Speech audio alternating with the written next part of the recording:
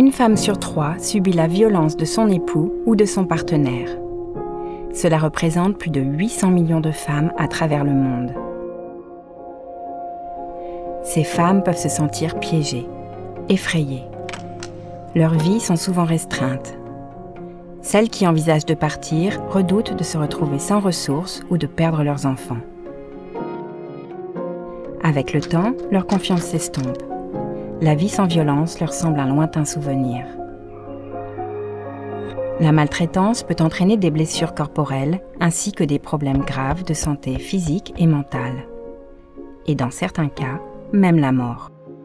De nombreuses femmes contractent des infections sexuellement transmissibles ou ont des grossesses non désirées. Enceintes, elles risquent davantage une fausse couche, de donner naissance à un bébé prématuré ou de faible poids. Elles peuvent souffrir de dépression, d'angoisse, d'autres problèmes de santé mentale ou développer une dépendance à l'alcool et aux drogues. Il peut s'avérer difficile de savoir à qui faire confiance, à qui s'adresser. Mais il existe un endroit où elles peuvent aller.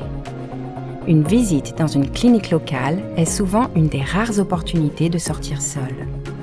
Et il est important pour les médecins et infirmières de s'assurer que ce ne soit pas une opportunité manquée.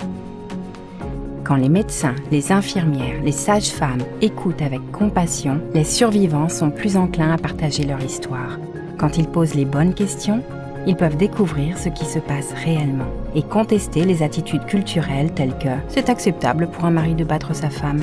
Ils peuvent rassurer les femmes sur le fait que ce n'est pas de leur faute et travailler avec elles pour les aider à rester en sécurité. Et le cas échéant, les mettre en contact avec d'autres services qui peuvent leur fournir un abri, un soutien psychologique, un service juridique et une assistance financière. Davantage de femmes peuvent aller vers une vie sans violence quand des changements sont mis en place dans l'ensemble du système de santé et dans d'autres systèmes.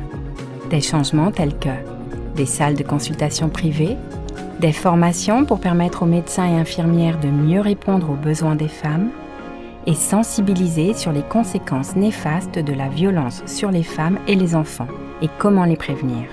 Effectuer ces changements favorise une culture où la violence est inacceptable et où les femmes ont le courage de s'exprimer. Imaginez que cela puisse arriver à chacune de ces 800 millions de femmes.